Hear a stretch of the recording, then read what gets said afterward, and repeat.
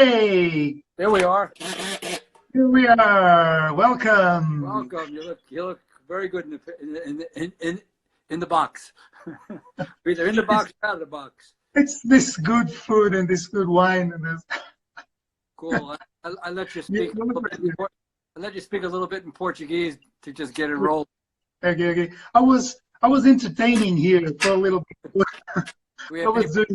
anybody online?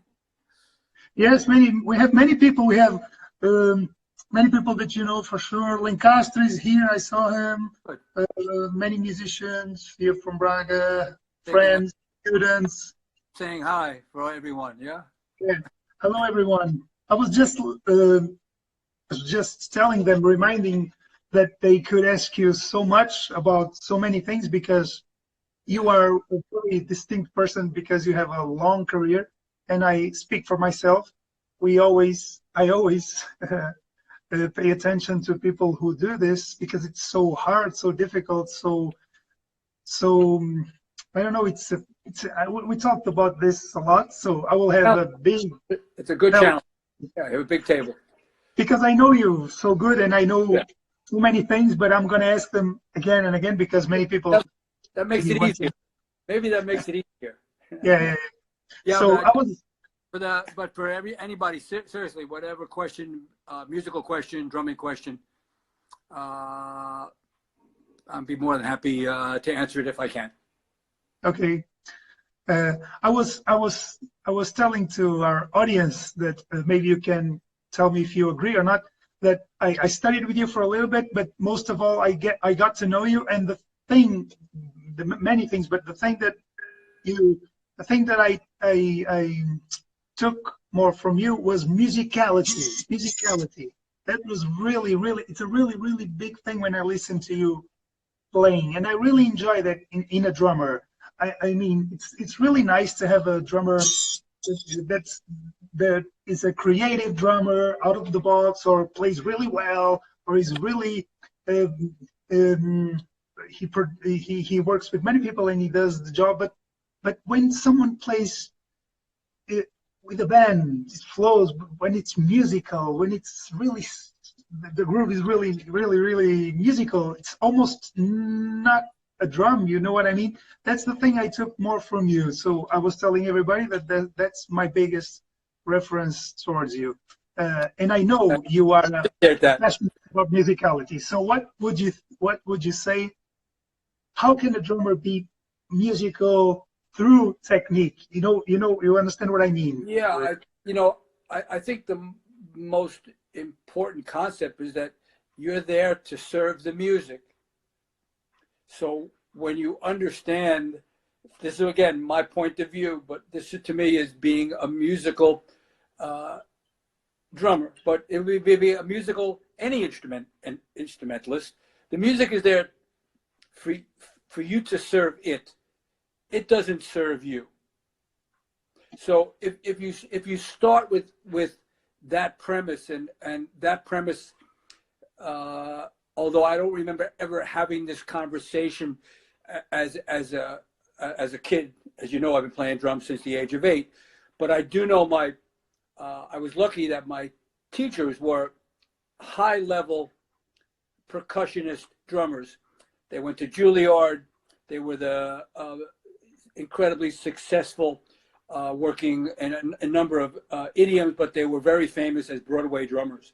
So they brought to me very early both an eclectic sense of music and what was really important in the music that they were trying to teach me. And we're talking about in the late 50s, we're living in a different world.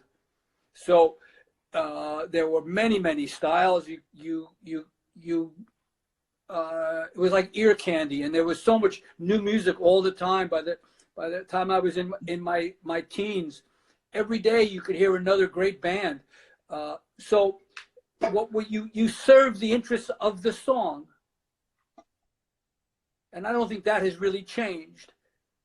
So you don't try to force things into the music. I'll use the most crass example. You've been practicing like crazy your paradiddles, or you've been practicing the King Kong beat, or you've been practicing your groups of fives.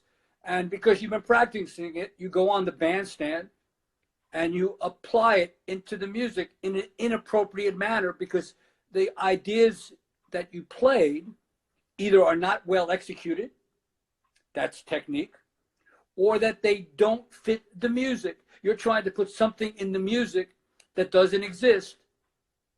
So usually there is a clash, and what is going to suffer? The music. You may not even know you're suffering because your consciousness is not about the we, the us of music, but it's about me as the drummer trying to put out my shit. So that was taught really young to me. And because I listened to so many kinds of types of music at the same, at the same point of my existence as a musician, I was hearing things on a subliminal level that related to me: harmony, beauty, melodies, great percussion parts, even on a drum set. I remember the first time I heard the Beach Boys, which would be a perfect example, and Good Vibrations. That's a percussion. That's a percussion approach to the instrument, and that's Hal Blaine, of course, and you know, all the great drum parts. A great drum part is a great drum part. So people say, well, he's not a good drummer because he doesn't do anything. Well, what does do anything mean? If you serve the song, that's what the song needs. Of course, drummers can find a way to put something personal into the drum part. Classic example would be, you know, Steve Gadd, 50 Ways to Leave Your Lover. That's a signature. Jim Keltner does the same thing. All great session players do the something. And then because it becomes a hit, it becomes fashionable. So now other session players either imitate an idea because they dug the idea and it fits in the music that they're playing at the moment, or the producer says, hey, you know that tune? I need something just like that. And that's the musicality of the moment. So you hear a great bass line, your choices are, do I want to overplay the bass line? Am I going to underplay the bass line, or am I going to play just what's right? It's like, you know, it's like Goldilocks and the Three Bears, you know? It's too hot, too cold, just right. So you intuitively, hopefully, do the right thing because you listen to the music. And the music will always tell you. I know it sounds like a cliche, but if you listen and you forget about the me, yes, the I, and you think about the us, you'll find it. If your ears are open and if you're able to get into that mentality, if you believe that. And there's more than one way to play music. Of course. Thank God there is. Of course, of course. So you know, as an educator, as an artist, I have my likes. As an educator, I think I have to give somebody the tools that they can express themselves in the way that they want to express themselves. I can point them in certain directions. I can critique them in the context of what they're trying to do. Of course, what are you trying to do? You're not going to, if the music has inside it a softer moment, and you're just still beating the crap out of the drums, or the music gets sparser and you just overplay the moment, that either means because your ears aren't open and sensitive to the music, or that you're just, your ego is such that this is what you think is correct. And it may be correct. There's always that chance that somebody will say, man, that's great. I didn't think of that. And I think I've told you this before. When you're working with a singer, of course, the lyrics are most important. So in record dates, I always wanted to know what the lyrics were before I started to think about a part. I needed to understand what was the intention. And of course, when the first time you sing in a band and you're playing drums, you realize that less is more, that less works. One, because you can't play more because you're singing. So you sparse it out. Then you realize, wow, that really works. But it's the musicality of serving the song. Just like the first time that you play another instrument and there's a drummer behind you, do you understand the role of the drummer? You don't want to hear bad time. You don't want to hear a inappropriate rhythm that conflicts with what is the lead voice. So, you know, who's the soloist? And again, there's music where there is no lead soloist. It's a cooperative solo. That's why you have to think about the musicality always, at least I have to think about it, the context you're trying to play. What is the context? What are the parameters of that context? And of course, what can I bring into that context that maybe nobody ever thought about before? Would you say, you said so much already. You talked about, that's why. Anybody have any questions? It's amazing. So that's why, that's what I told you the other day, that like I had, for each class I had with you, I had 1 month of information, and that's the best. I appreciate it. You know, I mean, I've been doing this now for over 62 years. And of course, my intention at the age of 8, my knowledge at the age of 8 was minuscule. But what I luckily learned was feel and sound is everything. The parts will take care of themselves if you spent the time developing your technique, if you spent the time listening to the music that you happen to be playing at that moment, or for my case, I listen to all types of music. But you know, and of course, in there was only one way besides playing out of books, was playing along with the music. So from the time I was 8 years old, I was playing along with the greatest drummers that the planet either knew at that point in time or came before. And I didn't analyze what they were doing. I was too young. I was just trying to hold on to the technique that I had to do week for week for my teacher or for myself. So I would say to any drummers out there is that don't forget that important aspect of playing along with great drummers. Yeah. Use them to help you understand musicality in that context, but also it'll make your groove deeper. It'll make you appreciate what makes them great. What are the things that they do that you don't do?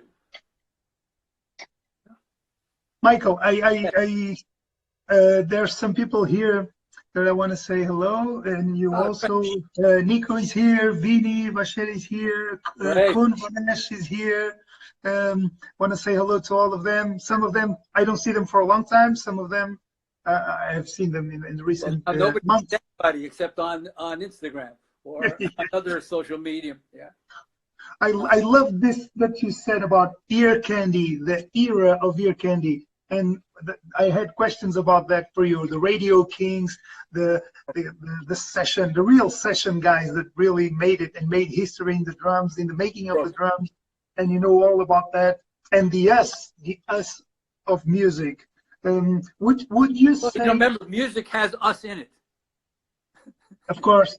And I think that I talk about this all the time, and we talk about this all the time, because I think sometimes people say, okay, that's common sense, but it's really difficult sometimes to explain this to younger players or to players who still, what you were talking about is, would you agree with me that groove time awareness and ego, that you can work that just as long as you work the paradiddles, right? Is that what you mean? Yeah, I mean, you have to have the ability to execute your ideas, and of course your ideas should fulfill the needs of the music, not your own personal needs.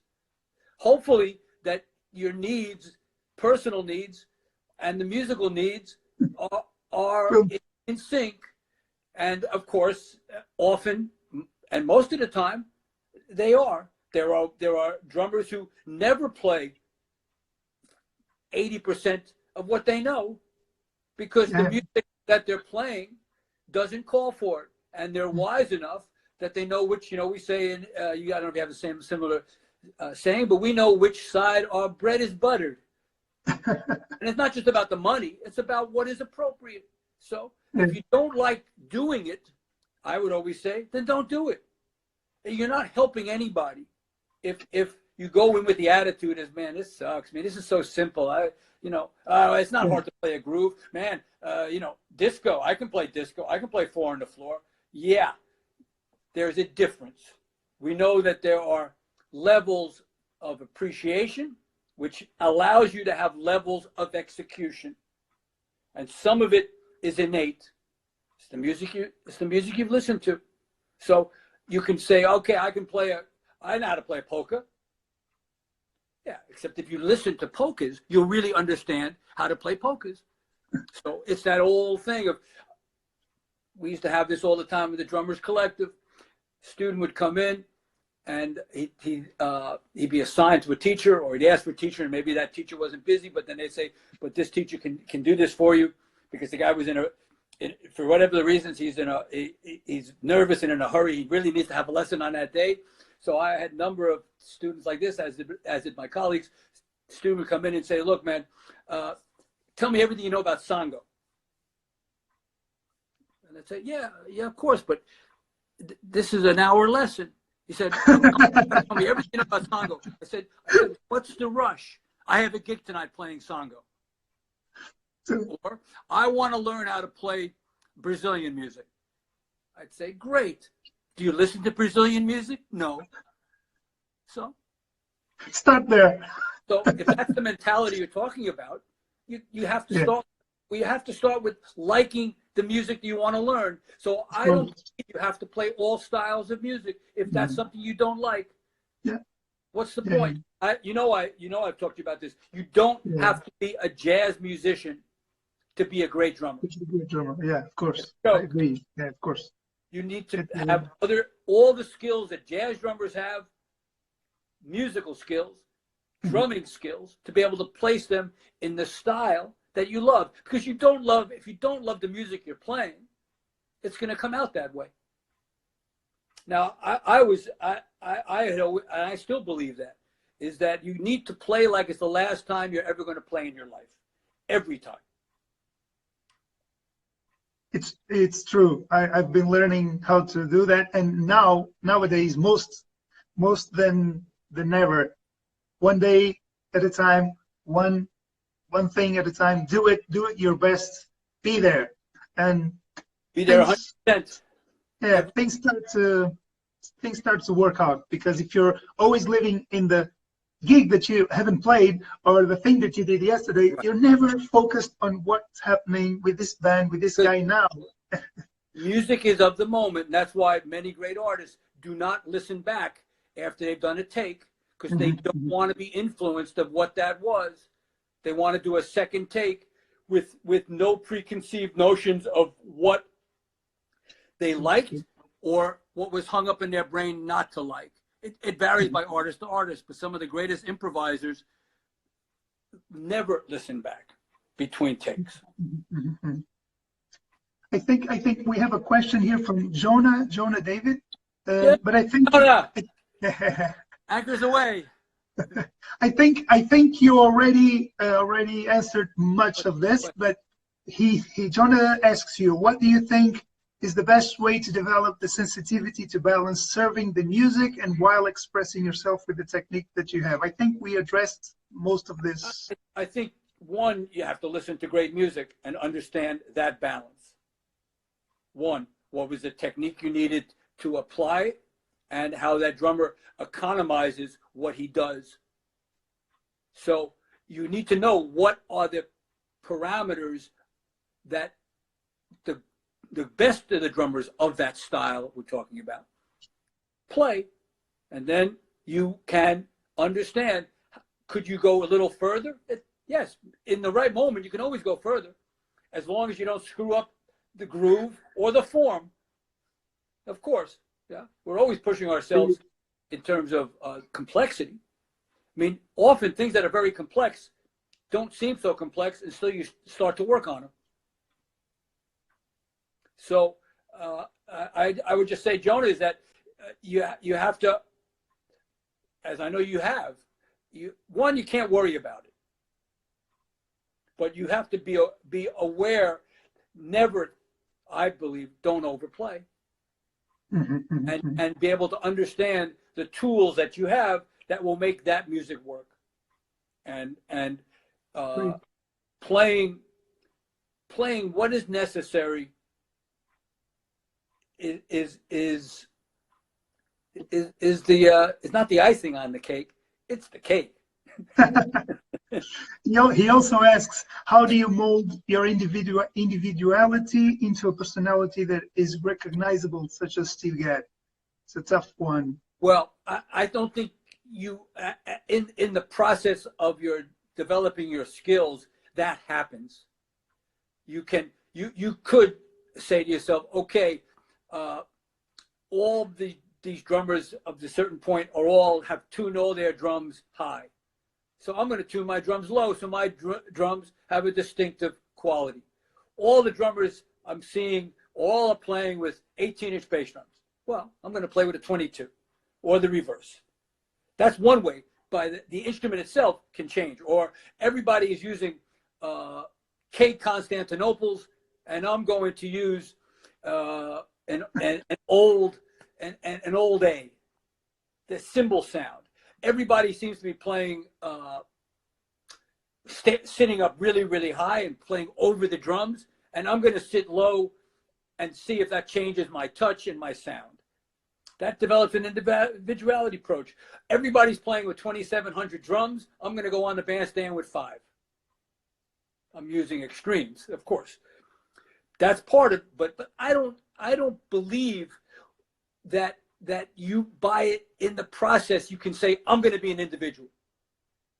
Okay. Yes, you could say, I'm not playing any gigs that require or won't allow me not to play on cymbals. I'm not taking any cymbals. Or you say, I am not going to crash a single cymbal. That's going to give you an individual sound. That is a preconceived notion of how you're going to sound. But I think you end up sounding as a composite of the music that you've listened to and the drummers that you've listened to. If you listen to only 2 drummers, the odds are you're going to sound like either one or the other of that drummer, or you will sound something of a mix. Well, that will give you your individual sound. Oh, well, that's a great answer. We have some more questions. Answer, Jonah, do you understand that? I'm the interviewer today, so I need to, and I forgot to tell you that we have it's 1 hour limited time. So right along. I would like to remind everybody that Michael is available for teaching, right? Teaching in this moment. Skype lessons or FaceTime lessons, whatever will work. I'm happy to do. Of course, so this is the time. You can just get in contact with me through my personal website or my International Drum Academy website. There's you can write me an email. But if you want classes, just send me a letter, and the information about the Skype lessons, the price, and everything is right there. If you need to use a credit card, there's a button. Make it easy. You can press the button, and you can do whatever plastic money you want to use. Yeah. Could you imagine this? Huh? We press the button and we have drumming lessons in the moment. Huh? Like 50 years ago. No, it'd be no. I still have a hard time even just getting my hands wrapped around this. So. I know. I have another question. Oh, there's Florian here. Ciso Soares is asking you a question. Sure. Hi, Florian. Ciso. Ciso. And Florian is also here. Florian Alexander. Oh, okay. Alexandru. I know Florian. So Ciso asks this question. Ciso. Talking Ciso? Specific. Ciso Soares. Yes. Yeah. Okay. Talking specific about jazz. In what way do you think jazz can help you on playing other music genres? Well, jazz is other music genres. We got to understand it right from the beginning. Jazz is an eclectic style. So you have to define what kind of jazz are we talking about. If even if you want to be a mainstream hard bop, contemporary hard bop drummer, you have to understand, you got to be able to play Latin. You got to be able to play other even eighth note feels. Jazz has evolved, so you would have to, Cecil, you got to understand what is the history of jazz. So you should be able to play a ragtime feel. You should be able to understand what it was to swing and ability to swing on a hi-hat like Papa Joe Jones. You should be able to dig in and play with the attitude, the commitment of a Buddy Rich and a Gene Krupa. You should be able to play with the fire of Art Blakey, the subtleties of Max Roach, the in the crack groove of Billy Higgins. You need to listen to all these terrific drummers who have come before, all the terrific drummers. You should, you have to, of course, I mean, you think about who's your favorite contemporary drummer, and you understand who did they listen to or who did they study with. In the end, it's about, can you sing the melody? If you can't sing the rhythm, you can't play. Can you hear the harmony? You must be as a complete musician as you can be. I would encourage you to learn to play a chordal instrument. It helps. I believe the most, some of the greatest drummers were all dancers. So, some of the great drummers can't dance at all. So, I mean, but many of the great, Earl Palmer would be an example. Steve Gadd is an example. Buddy Rich is an example. These are three different sounding drummers, all have a unique place in the history of drumming. All came up as jazz drummers. Earl Palmer is most famous for playing New Orleans groove and playing in the pop world. So he grew up as a jazz drummer. Remember, that's all you had was to grow up as a jazz drummer. So should you play a tango? Of course you must play a tango. Should you know what that is? Of course you should know what that is. So the skills of drumming don't know a style. Mm-hmm. Quote, the rudiments of drumming don't know a style. And the rudiments are a vehicle. They're not the end. They are a means to the end. But of course, if you want to play in a drum corps, they are the end. But even that is not totally true, because it's a musical way to play it, and a non-musical way to play it. There's phrasing, there's shadings, there's the inner sense of dynamics, there's the flow, there is the groove. Music has the groove. Unless you're playing music that is the anti-groove, which is fine. Yes, but that need to know that's the intention. What is the intention, and then are you achieving that intention? So I would tell every drummer out there, especially if they want to be jazz drummers, your ears have to be wide open. And depending on your age, at any age, don't stop listening to all kinds of music. Yeah. Find something in some other style that you can use in the style you're playing.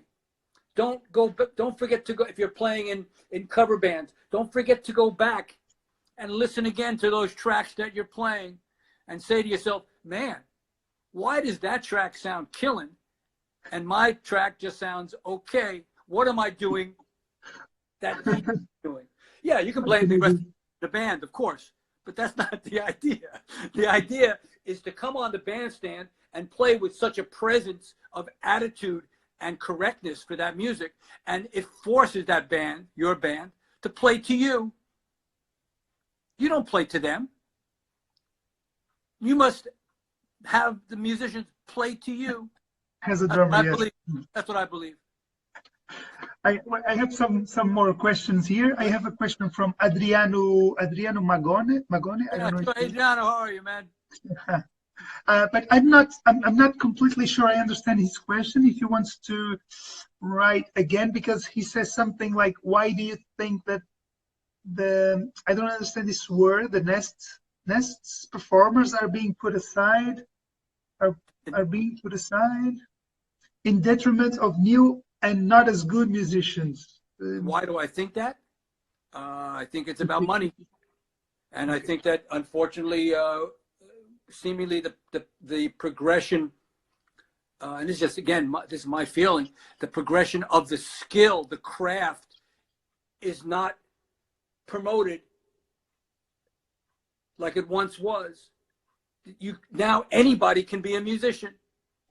Mm-hmm. Before, you at least had to have certain performance skills, because now you can fix everything. It's a virtual musician. So it's about cookie cutter music. You can blame it on the titans of the music industry, or you can blame it on the listeners. They've been dumbed down. But everybody has a right to listen to whatever they want to listen to. And if they think that something is incredible, is great, then they do. And the fact that they love music is great. However, we know that what's happening, songwriting has changed. And we have, lack of melody. It seems like the songs are too long. They run on forever. Talking about that and going a little bit in the back about what you were talking about. At least for me, when I learned how to read and write, but how to read music and drumming parts, it changed my way of playing. So I'll put the question back at you. Why? Because the whole conception, knowing it, I always say this to my students: if you don't know how to read and write, you can tell many stories. But if you know how to read and write, you can tell much more, and you can write them, and you can do much more with your stories. Your conception of the world changes. The way how you think music changes. The way you listen to others changes. You start placing things. And I always believe that it doesn't take anything. It always gives you. It makes you much more open and not closed. Many people still believe, I don't want to learn how to read and write. I want to be free. You're not free. You're free when you have. You might have more change on yourself. Yes, I think it allows you to understand the structure and the science and the intelligence of music, and it becomes a way to broaden your ears. And of course, you can only broaden your ears when you can broaden your mind. And you're not, sometimes, look, music is about the ears, listening. So, of course, we know from classical musicians, they can't improvise. They are locked into the notes on the page. But there is a difference between musicians who read and musicians who read and play music. Mm-hmm. And that's because of their ears. That's not because of their eyes, because the music doesn't tell you that. Mm-hmm. So this idea that reading will make you less of a musician is nonsense. Mm-hmm. The older generation would say you're not a musician unless you can read. We don't say that anymore. I mean, I still do, but that this idea of craft and this idea of learning traditions, writing music as a tradition, is important. But because the way music software and computer programs are, is that you can get away with limited ability to execute. You still need to know structure, but the more structure you know, the more you can be creative. Of course. More is more. Yeah. And that doesn't just relate to music, but ignorance is not bliss. Ignorance is ignorance. Yes, of course. And it changed completely. Before I could read, I wouldn't be safe or secure on solo, for example. It does build your confidence, for sure. Yeah. And Phrases. you have a greater sense of self-worth, because now you're walking with the giants. Now, there are plenty of giant musicians who were not good readers or barely could read, but maybe they could read tablature. Yeah, I mean, maybe if they couldn't write the music that they wanted to play, they could play the music that they heard in their heads. So they had the ability to execute what they had. So they had to do it themselves. They couldn't, or they had to tell somebody. They would sing what they needed, and they couldn't write it down. Part of the written tradition is to make sure that it has history, that it's preserved, and also it's expedient. You can get it done, but it's a means to an end. It doesn't make the music better or worse. It depends what the musicians do with that. So learning to, for us as drummers, learning to read rhythm is the first step. How do you make the rhythm that you play musical? That's articulation. That's phrasing. That's breathing. Yeah. And that's when you become more musical. So it goes back to your first question. How do you become more musical? One way is learn how to read. Great. I have another question, because then we have another question here, but I have another one for you. I'm not sure if I can place the question in a practical sense. I always have these huge questions. Would you say, from your experience talking about all of this, because we know that many things come together to make a good musician, a good drummer, and what a drummer wants for his career in playing are many things happening at the same time, and you need to go with the flow.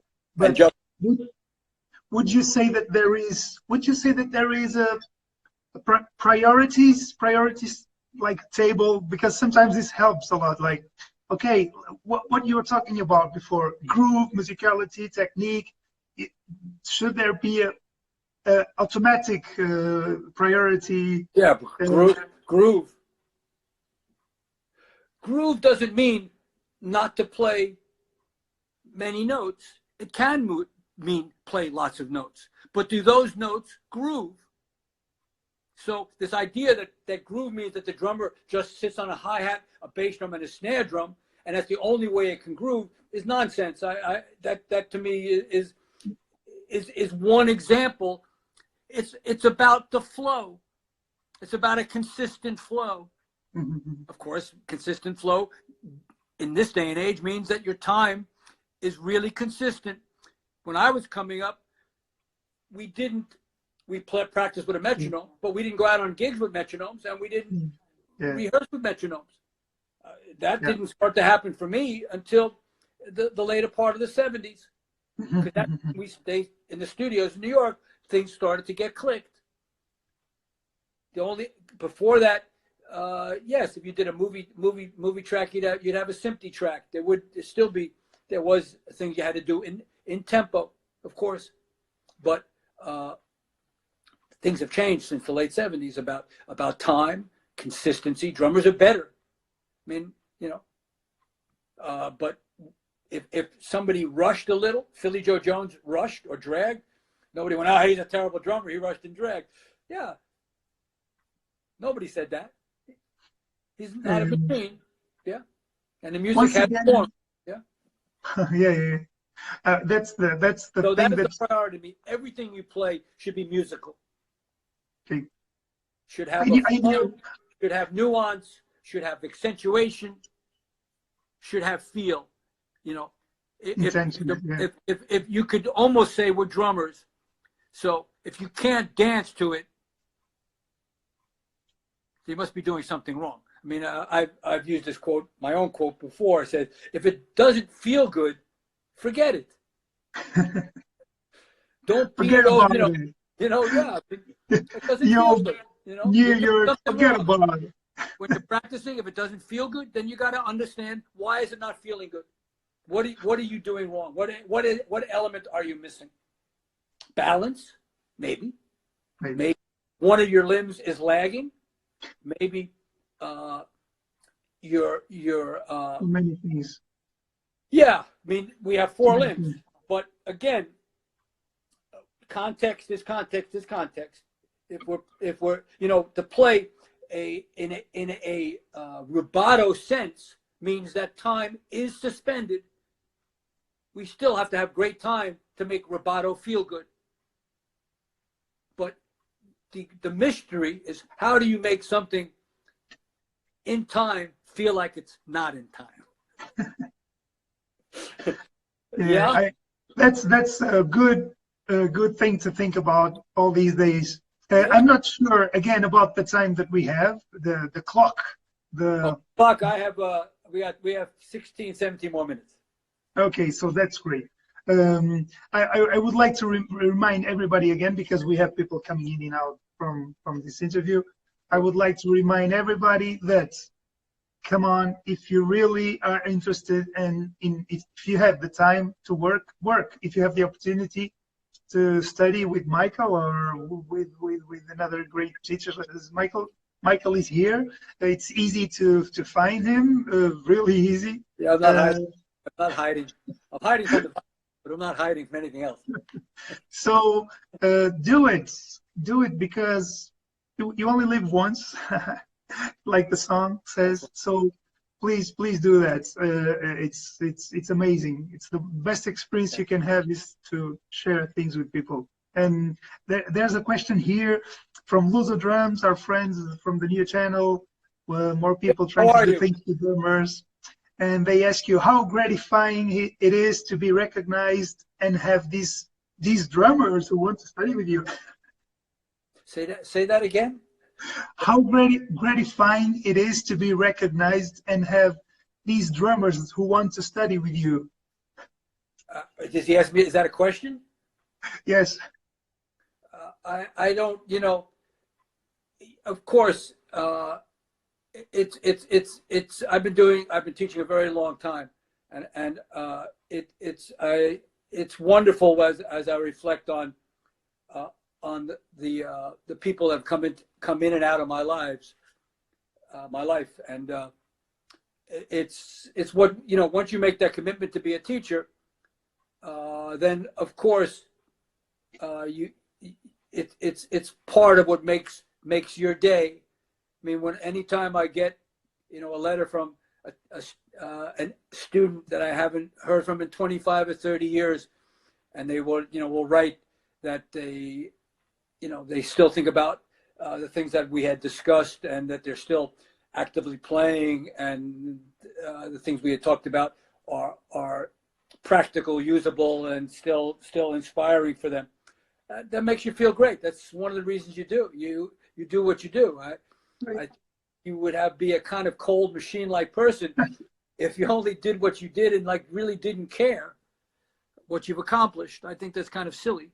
I'm not that way. I'm proud of what I've accomplished, but I don't do it. So I get a knock on the door and a drum set for appreciation. I mean, I think it's a really good question. I think every drummer's in bottom line is a human being. So how he deals with accolade, how he deals with people telling him or her how great they are and how much they've achieved. Man, you never know. Some of the greatest musicians have ended up one day putting a bullet in their head because there was something else in their life. What you learn as you grow up is that, yes, music is my life, but there is more to life than just the music. So life is life, and I have always found that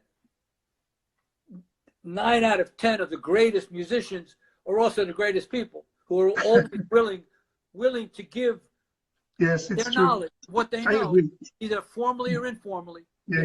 And it's not made up. That's what they are. Remember, music feeds our soul. Yeah. I've been learning that as you get older, it's true. You remember, careers are long. So you can be a star at the age of 25 And at the age of 35, nobody even knows who you are. So how are you going to deal with that? That's the question. How do you deal with any of that? And of course, you know, if you've set goals for yourself, which I have, and you've achieved those goals, there's a great sense of self-worth and happiness. But life goes on. I have to now, at this point in my life, I'm looking for a few new goals. Remember, I changed my life to move to Portugal.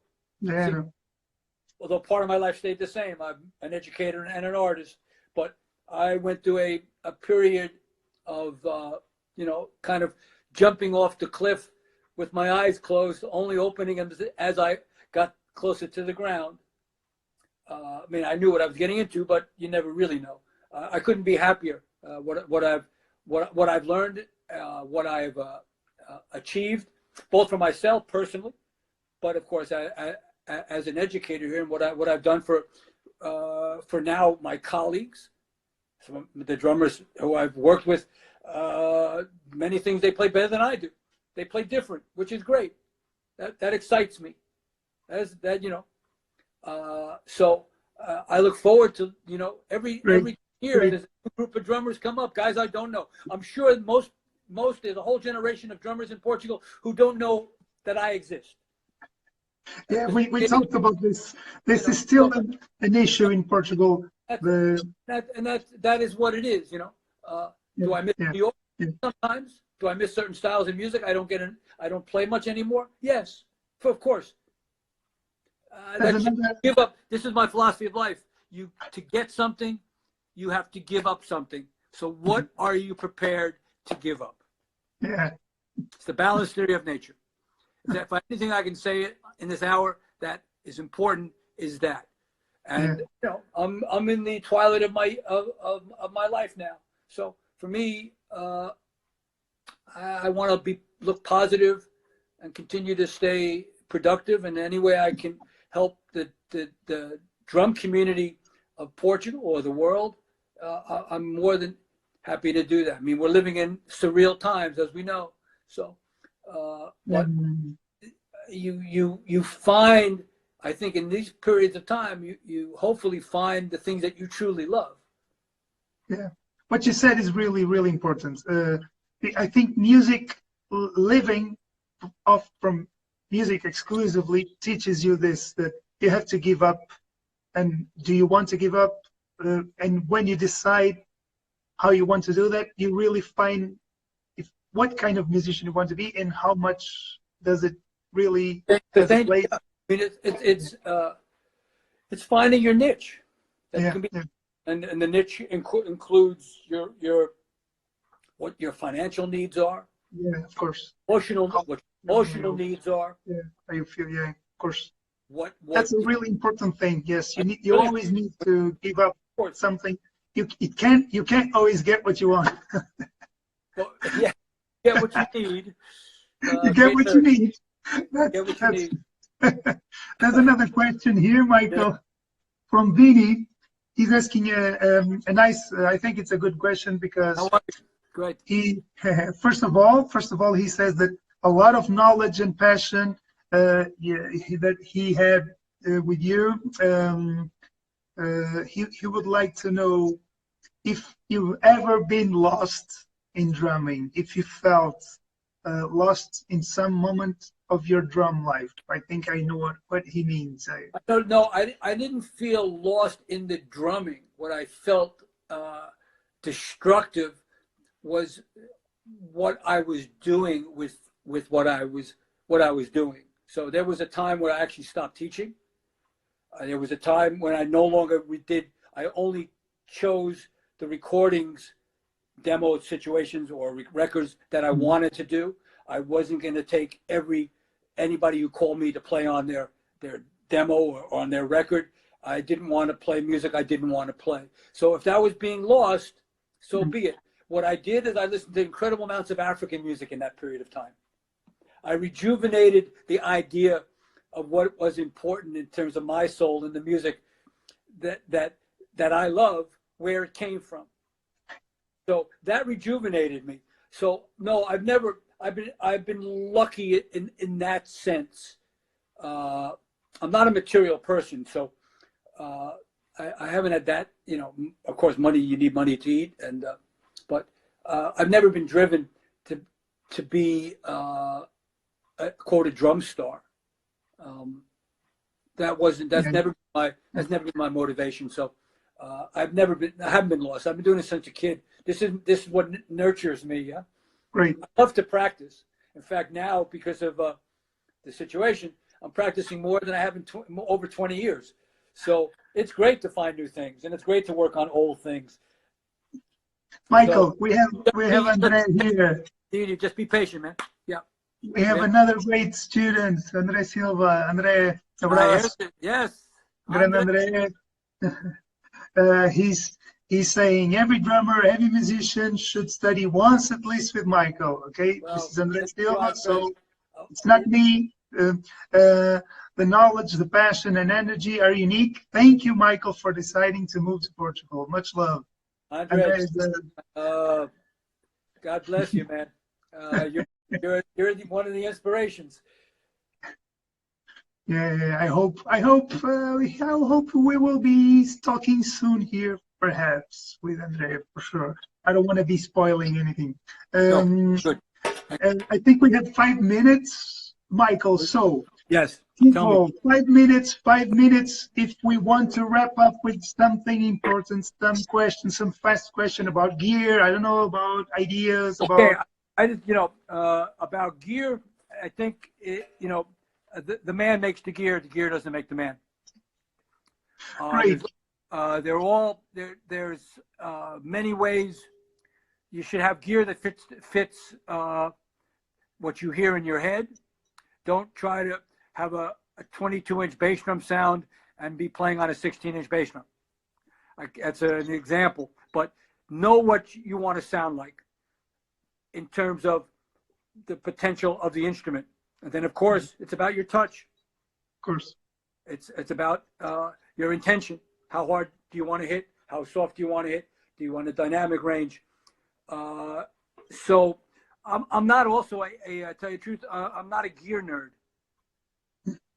I've never, went out and bought, continually buying new things and changing new things. I never went to a period where I was looking at drum magazines and say, I got to have that. I got to have that. In fact, when in New York, when of course Brazilian and Afro-Cuban music became really popular, most of the drummers who wanted to really go in that direction added cowbells and wood blocks and would play on go-go bells and have a more percussion approach. I've always kept a very small kit, basically because I had to move it around. So do I use a cowbell if it needs to? I don't carry a cowbell unless I think I'm gonna play it. I don't need to put it on the drum set. I don't need to hit it once, unless that's in the music. But you have a book on double bass. You have a book. Yeah, that was just quickly. That was a book. I had written a double bass drum book because I thought there was a need for it, and one of the drum stores where I taught, it was a very dear friend. When I showed him this book, he said, "Man, Bobby Rondinelli, who's one of the great double bass drum players and rock and rollers, who I didn't really know, but I knew he was also teaching in the store. He said, man, you guys should get together because your book is great, but if you write this book together, it'll be an incredible book." And I was open to that. So this was a case of two heads were better than one. So structurally, the way I set it up, what I was looking to do, and we would just run through grooves and say yes, no. We would get together, and we took a while. And at that point in the time, nobody had actually done the stickings and phrasing. Nobody I love this. I love it. Thank you. I always said. It's a book that only two of us could have done. I'm sure we have very, very, very limited time, so I would like to remind everybody that you have these amazing books, everybody knows or should know. I always said two different bass drums, and I have lots of fun with this. It's good. It's wonderful for everything, because when you go back to the hi-hat, you do different stuff. Even if you play with two bass drums, then you put the hi-hat, and then you're playing differently, and it's amazing. It's amazing. Exactly. So we had 20 seconds, so I would like to thank you very much, Michael. Thank you very much. It was an amazing pleasure. interview. Thank you for inviting me. Maybe we can do it again. All I have to say is, stay safe, stay home, be productive, and be positive. We will hopefully get through this sooner rather than later. Bye. Thank everybody who was here. I appreciate it.